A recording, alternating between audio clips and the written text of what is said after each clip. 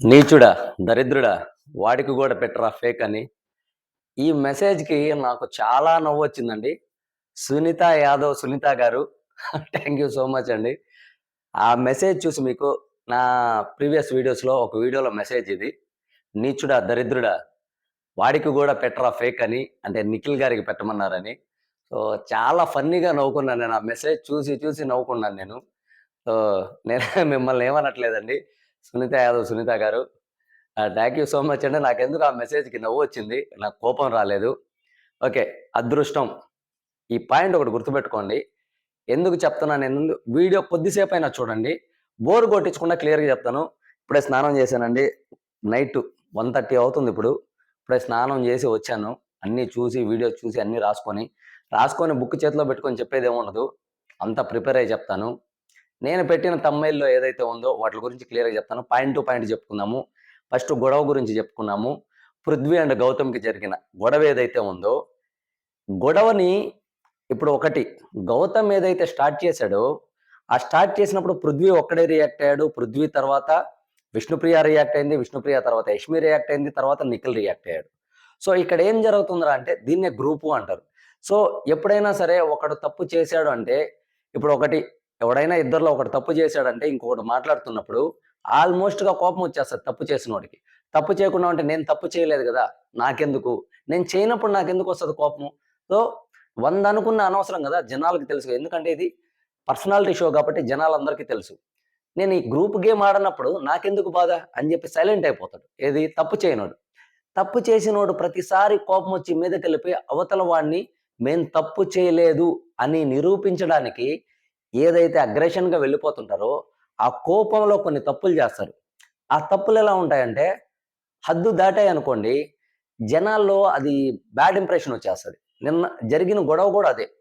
గౌతమ్ ఏదైతే చెప్పాలనుకుంటున్నాడో దాన్ని మధ్యలోనే కట్ జేశారు. కట్ చేసిన తర్వాత అవును మీరు గ్రూప్ గేమ్ అన్నారు గానీ, దాన్ని పూర్తిగా చెప్పనివ్వలేదు. పూర్తిగా చెప్పుంటే ఒకవేళ వేరేలా ఉండేదేమో! సో, అక్కడ పృథ్వీకి, గౌతమ్‌కి గొడవ జరిగిన తర్వాత, పృథ్వీ "నువ్వు ఎవడ్రా చెప్పేదానికి" అన్నప్పుడు, వాడు, ఈడు అనొద్దు. పద్ధతిగా మాట్లాడు. అంటే ఏం చేస్తావు? అన్నప్పుడు "నువ్వేమైనా పీకుతావంటే" "నువ్వు ఏం పీకలేవు మచ్చా" అంటాడు. పృథ్వీ తర్వాత ఇక్కడ తన చెస్ట్ మీద ఉన్న ఎంటికలు తీసి ఇట్లా ఇసిరేసి, "నా ఎంటిక, నా బొచ్చు కూడా పీకలేవు" అని చెప్పి ఇసిరేస్తాడు. అది చాలా రాంగ్ అండి. అలా చేయడము ఎదుటి కంటెస్టెంట్‌ని మన కంటెస్టెంట్‌ని ఏమి పీకలేవు అనేది వేరు. ఇట్లా వెంట్రుకలు తీసి ఇసిరేయడము అది చాలా రాంగ్ అది. మరది వీకెండ్‌లో నాగార్జున గారు ఎలా తీసుకుంటారో, ఇప్పుడు ఒకటి వెంట్రుకలు పీకేసేసిన జెన్యూను. ఇప్పుడు అతని గేమ్స్ పరంగా ఓకే. చాలా ఎఫర్ట్స్ పెడతాడు. చాలా కష్టపడతాడు గేమ్స్ ఆడే దాంట్లో. కానీ ఇలాంటివేవైతే ఉన్నాయో, ఇప్పుడు ఒకటి ఎంత బాగా గేమ్ ఆడేవాడైనా, ఎంత కష్టపడ్డా, 100% కష్టపడ్డా పర్సనాలిటీ షో గాబట్టి, అతను ఉండే విధానాన్ని, అతను మాట్లాడే విధానాన్ని గూడా జనాలు తీసుకుంటారు. ఎప్పుడైతే టంగ్ లూజ్ అవుతదో, మాట్లాడే పదాలు బ్యాడ్‌గా వస్తాయో, జనాలు తీసుకోలేరు. ఎంత కష్టపడ్డా సరే వేస్టు. ఆ ఒక్క చిన్న మాటతో పోతది. ఇక్కడ ఇన్ని కెమెరాలున్నప్పుడు నటించట్లేదు, జెన్యూన్‌గా ఉంటున్నారంటే జెన్యూన్‌గా ఉండొచ్చు. కానీ మాట్లాడే విధానం. ఆ విధానంలో ఏమవుతదంటే కొన్ని పదాలు మనం లైన్ దాటితే అది వాళ్ళకే నష్టం. పృథ్వీ దాంట్లో అలానే జరుగుతుంది. అంతా బాగా చేస్తాడు. లాస్ట్‌కొచ్చేటప్పటికి నెత్తిన తెచ్చిపెట్టుకుంటాడు. 2 విషయాల్లో. ఒకటి గ్రూప్ గేమ్‌లో, రెండోది మాటలు జారడంలో. మిగతా అంతా ఎత్తుకుంటే గేమ్ పరంగా ఎత్తుకుంటే కొట్టేవాడే లేడు అన్నట్టు ఆడతాడు. అంటే పృథ్వీ బరిలోకి దిగాడంటే, పృథ్వీని ఓడించాలంటే అంటే అంత ఈజీ కాదు. చాలా కష్టం. పృథ్వీతో గేమ్ గెలవాలంటే చాలా కష్టపడాలి అనే అవతల వాడికి చెమటలు పట్టించే విధంగా ఆడతాడు. అంతా బాగుంటది. ఈ పాయింట్లు ఏవైతే నేను చెప్పానో, ఈ గ్రూప్ గేమ్ ఒకటి అండ్ నోరు జారడం ఒకటి. ఈ 2 అదుపు ఇంకా సీజన్ అయిపోవస్తుందండి. ఇంకో 2, 3 వారాలు. 2, 3 వారాలు అయిపోయిందనుకోండి వేస్టు. టాప్ 5లో కూడా పోకపోతే ఇంత కష్టపడిన వ్యక్తి స్టార్టింగ్ నుంచి 12 వారాల వరకు కాళ్ళకి, చేతులకి, ఒంటికి దెబ్బలు తగిలించుకొని ఆడిన వ్యక్తి టాప్ 5లోకి వెళ్ళలేదంటే ఇక్కడ బాధ ఉండిపోద్ది. కానీ అది అతనికి తెలిసేలా చెప్పినా అతను అర్థం చేసుకోవట్లేదు. కాబట్టే ఇంకేం చేయలేము దానికి. ఒకవేళ టాప్ 5లో నుంచి వెళ్ళిపోయాడనుకోండి పాపము, ఇంకేం చేస్తారు చెప్పండి? బయటికి వెళ్ళిన తర్వాత చూసుకుంటే ఎక్కడెక్కడ తప్పు చేశానో, ఓహో! ఈ 2 విషయాల్లో నా తప్పుంది. లేకపోతే నేను టాప్ 5లో ఉండేవాడిని. టాప్ 2లో కూడా ఉండుండేవాడేమో. ఈ పదాల వల్ల జనాలకి అతను నచ్చలేదు. ఓటింగ్‌లో గూడా ఒక్కోసారి లిస్ట్‌లో ఉంటున్నాడు. ఒక్కోసారి కొద్దిగా ముందుంటున్నాడు అంతేగాని టాప్ 5లో పెట్టేంత ఓటింగ్ అయితే పృథ్వీ గారికి లేదు. ఇక్కడ ఇదే జెన్యూన్‌గా ఉండొచ్చు మనిషి. కానీ నోరు జారడం చాలా తప్పు. ఇక్కడ పృథ్వీ ఫెయిల్ అయ్యాడు. సో, ఈ వీక్ ఉంటాడా? ఎళ్ళిపోతాడా? అనేది వీకెండ్‌లోనే తెలుస్తది. నెక్స్ట్ వచ్చేసి రోహిణి అండ్ టేస్టీ తేజ. ఇక్కడ వీళ్ళిద్దరు ఆడిన గేమ్‌ని పక్కన పెడతాను. టేస్టీ తేజ మెగా చీఫ్ అయ్యాడు. దాని గురించి వీడియో పెడతాను. రోహిణి గారు ఎంతసేపు అయితే నిలబడ్డారో, ఆమెకి కాలు విరిగింది. స్టీల్ రాడ్ ఏస్తున్నారు. చాలా సేపు నిలబడింది. తర్వాత వాళ్ళిద్దరే ఫైనల్‌గా నిలబడ్డారు. టేస్టీ తేజ అండ్ రోహిణి గారు. చాలా కష్టమండి. కాళ్ళు, చేతులు బాగా ఉన్నోళ్ళు కూడా నిలబడాలంటే అంతసేపు ఒక రోప్‌ని పట్టుకొని నిలబడాలంటే చాలా కష్టం. కాళ్ళలో రాడ్డేసున్నా కూడా ఆడుతుంది చూసారా? చాలామంది ఏం ఆడుతుంది రోహిణి? ఇలాంటి చిన్న చిన్న పాయింట్లు గమనిస్తే తెలుస్తది. ఇప్పుడు మనకి కాలు కొద్దిగా దెబ్బ తగిలితేనే ఒక 15, 20 నిమిషాలు నిలబడాలంటే చాలా కష్టం. అటువంటిది యాక్సిడెంట్ అయ్యి కాల్లో రాడ్డేసుకొని ఆడుతుందంటే అప్రిషియేట్ చేయాలి రోహిణి గారికి. చాలా కష్టపడుతుందండి రోహిణి గారైతే. నాకు చాలా నచ్చారు. చాలా బాగా ఆడారు. హ్యాట్స్ ఆఫ్ టు సెల్యూట్ అండి రోహిణి గారు. అండ్ టేస్టీ తేజ కూడా బాగా ఆడాడు. అంత బరువేసుకున్నా కూడా అదృష్టం కూడా కలిసొచ్చింది. ఇప్పుడు ఒకటి చెప్తాను. టేస్టీ తేజకి ఏంటంటే కష్టానికి తోడు అదృష్టం. చెప్తున్నా ఇది కూడా. అదృష్టం అనే పాయింట్ బాగా గుర్తుపెట్టుకోండి. కష్టానికి తోడు అదృష్టం కూడా కలిసొస్తుంది టేస్టీ తేజకి.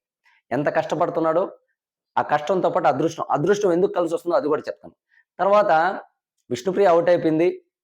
అండ్ మన యష్మి, పృథ్వీ వీళ్ళిద్దరూ నిలబడ్డారు. వాళ్ళది కూడా డైసేసి లాగేయడం జరిగింది. పృథ్వీ కూడా లెగ్స్ ఫోల్డ్ చేసుకొని పైన తాడును పట్టుకొని నిలబడ్డాడు. అదే చెప్పేది. గేమ్స్ పరంగా అయితే సూపరు. తిరుగులేదు. పృథ్వీ తోపు దమ్ముంటే ఆపన్నట్టుంటాడు. నోరు అదొక్కటే. సో, లాస్ట్‌కి పృథ్వీ యష్మి తక్కువ కాదు. యష్మి కూడా బాగా టఫ్ ఫైట్ ఇచ్చింది. చెప్తాను దాని గురించి కూడా. ఇద్దరు పడిపోయారు. లాస్ట్‌కి వీళ్ళిద్దరూ నిలబడ్డారు. దాని తర్వాత జరిగే టాస్కులు రేపు ఫ్రైడే రోజు వస్తది. అండ్ ఇక్కడ పృథ్వీ మ్యాటర్ చెప్పాను. పృథ్వీకి, గౌతమ్‌కి జరిగిన గొడవ.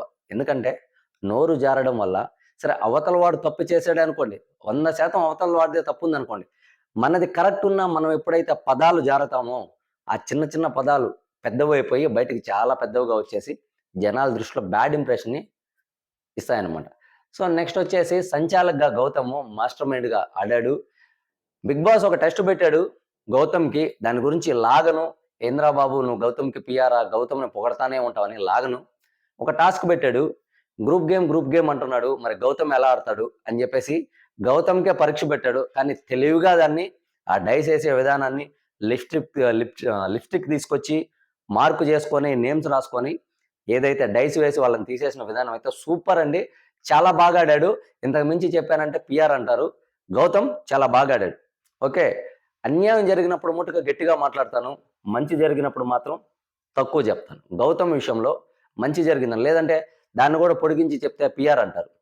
ఇకపోతే ఎఫర్ట్స్ 100%, అదృష్టం 0%. దాని గురించి చెప్తాను. నాకు తెలిసి ఈ వీడియో ఇంతవరకు చూసుంటారు చాలామంది. ఇంత దాకా లాంగ్‌గా చూడరు. నా వీడియో 1 ఆర్ 2 మినిట్స్ చూస్తున్నారు. ఆగిపోతున్నారు. కానీ స్టార్టింగ్ టాస్క్, ఫస్ట్ టాస్క్ ఏదైతే జరిగిందో బిగ్ బాస్ హౌస్‌లో ఒక ఇదిలా అంటే అదే 4 పోల్స్ ఉంటాయి. లోపల నెట్ ఇదనమాట. దాన్ని ఏమంటారురా? బాక్సింగ్ చేసే దాన్ని ఏమంటారు? బాక్సింగ్ కాదు. ఒక రింగ్ లాగా ఉంటది. స్క్వేర్ టైప్‌లో దాంట్లో మొత్తం నెట్ కట్టుంటారు. తాడులు దాని మీద నిలబడాలి. దాని మీద నిలబడినప్పుడు ఒక్కొక్క తాడు రింగ్ ఇలా వీల్ తిప్పినప్పుడు ఏ కలర్ వస్తదో ఒక్కొక్క తాడు కట్ చేయాలి అభయ్ నవీన్ గారు. అక్కడ ఫస్ట్ టైం యష్మి అక్కడ ఉన్నప్పుడు మణికంఠ అండ్ నిఖిల్ ఊపేస్తారు. చూడండి కావాలంటే మీరు వెళ్ళి. మణికంఠ, నిఖిల్ ఊపేయడం వల్ల యష్మి కింద పడిపోద్ది. ఫస్ట్ టాస్క్‌లో నుంచి ఎలిమినేట్ అవుతది. తర్వాత చీఫ్ కంటెండర్లుగా ముగ్గురు అవుతారు హౌస్‌కి. తర్వాత కూడా చీఫ్‌గా సరిగ్గా చేయలేదని చెప్పేసి యష్మిని బయటికి తీసేస్తారు. యష్మి టాస్క్‌లు ఆడిన విధానాలు తలుచుకుంటే గూస్ బంప్స్ వస్తాయి. అంటే ఆ ప్రతి టాస్క్‌లో యష్మి ప్రేరణ అంటే ఎలా ఉందిరా అంటే వీళ్ళు ఆడపిల్లలు కదరా నాయన ఆడపులులు అన్నట్టు ప్రతి టాస్క్ ప్రాణం పెట్టి ఆడారు. ఎక్స్ టాస్క్ కావచ్చు, ఆ కోడి దగ్గర నుంచి పడే ఎక్స్ టాస్క్ కావచ్చు, ఆ టాస్క్‌లో ప్రేరణని, యష్మిని పృథ్వీ లాగి పడేస్తుంటారు. అండ్ నిఖిల్ కూడా పక్కకు తీసి లాక్కెళ్ళిపోతుంటాడు. ఆ టాస్క్లో కూడా వాళ్ళు ఆడపిల్లలు కాదు, మేము మగవాళ్ళకి దేనికి తక్కువ కాదని చెప్పి సరైన ఫైట్ ఇస్తారు. దాని తర్వాత ఈ వాటర్ ట్యాంక్ టాస్క్ కావచ్చు, దాని తర్వాత మొన్న జరిగిన టాస్క్, అంటే ఎన్ని టాస్క్లు ఎత్తుకున్నా భయంకరమైన టాస్క్లలో కూడా చాలా 100% ఎఫర్ట్స్ పెట్టారు. 99% కాదు, 100% ఎఫర్ట్స్ పెట్టారు. చాలా కష్టపడ్డారు. ఎంత కష్టపడ్డా కూడా యష్మికి మెగా చీఫ్ కంటెండర్ దాకా వెళ్ళి వచ్చేస్తుంది. ఎందుకు అనేది నేను ఒకటి చెప్తా వినండి. దానికి కారణం ఏంటో కూడా నేను చెప్తా. ఇప్పుడు ఒక చిన్న విషయం అండి. మనం ఒక విషయం మీద కష్టపడుతున్నాము. అంటే ఒక విషయం మీద చాలా మంది కష్టపడుతున్నారు. మనం పడే కష్టం మీద అవతల వాడి కష్టాన్ని కూడా గుర్తించి, అవతల వాడికి సపోర్ట్ చేయకపోయినా పర్లేదు కానీ, అవతల వాడిని తొక్కాలని చూస్తే మనకేది దక్కదు. అంటే మనం 100% కష్టపడ్డా, 99% కష్టపడ్డా, ఆ 1% ఏదైతే ఉందో అదృష్టం చేతిలో ఉంటది. అది గాడ్, దేవుడు.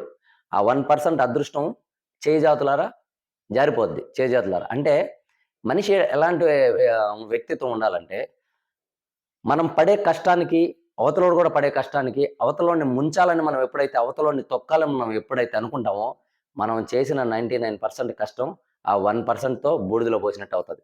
అదృష్టం ఉండదు ఆ 1%.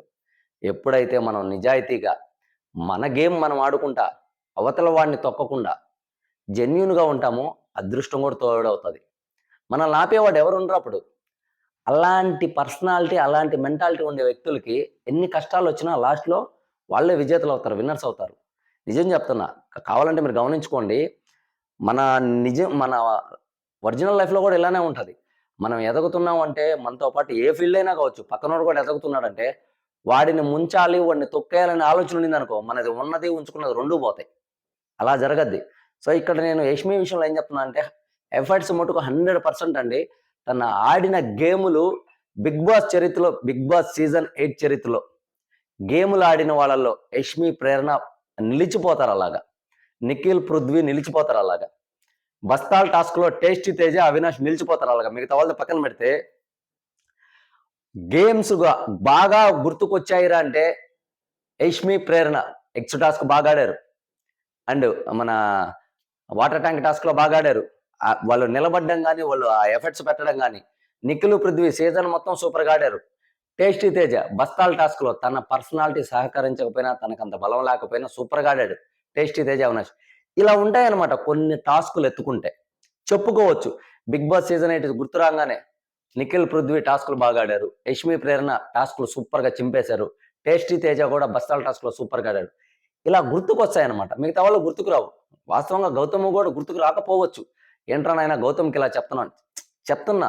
ఇక్కడ ఏంట్రా అంటే టాస్కులు ఆడుతూ వ్యక్తిత్వం కూడా ఉండాలి కరెక్ట్‌గా. అది గౌతమ్‌కి ఉంది కాబట్టి ముందుకు రాణించుకుంటా వస్తున్నాడు. జెన్యూన్‌గా ఉంటున్నాడు కాబట్టి. అండ్ నేను ఈ అదృష్టం అనే పదం ఏదైతే చెప్పానో, మనం ఎప్పుడైతే మనం చేసే పని గాని, మనం అవతల వాడిని ట్రీట్ చేసే విధానం గాని, అవతల వాడి గురించి ఆలోచించే విధానం గాని మనం కరెక్ట్‌గా ఉంటే, ఆ 99% మనం కష్టపడితే, ఆ 1% దేవుడు మనకి అదృష్టాన్ని ఇస్తాడు. ఇక్కడ యష్మి విషయంలో జరిగేదదే. 99% కష్టపడతది. ఈ 1% అదృష్టం ఎందుకు ఇవ్వలేదంటే, ఈ బ్యాక్ బిచ్చింగ్‌లు, అవతల వాడిని తరిమేయాలి, పంపించేయాలి, వాడు కరెక్ట్ గాదు, ఒకడి మీద అబాండాలు వేసేటివి, ఇవన్నీ ఏమవుతాయంటే కర్మ ఈజ్ బ్యాక్ అంటారు చూసారా?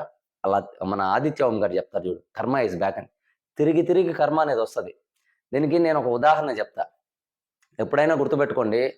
మంచోడు మనుషులకి దూరంగా ఉంటాడు. ముంచేవాడు మనుషుల మధ్యలోనే ఉంటాడు. ఓకేనా? ఎప్పుడైనా గుర్తుపెట్టుకోండి. టైం అనేది తిరగతానే ఉంటది. ఎప్పుడు ఎవరికి బాగా చూపిస్తాదో చెప్పలేం. ఈరోజు నువ్వు అవసరం లేననుకున్న వ్యక్తి రేపటి రోజు అదే వ్యక్తితో అవసరం పడేలా చేస్తది టైము. ఇది గుర్తుపెట్టుకోండి. నా వీడియో మీకు నచ్చినట్లయితే ప్లీజ్ సబ్స్క్రైబ్ చేసుకోండి, లైక్ చేయండి, షేర్ చేయండి. థాంక్ యూ సో మచ్ అందరికి.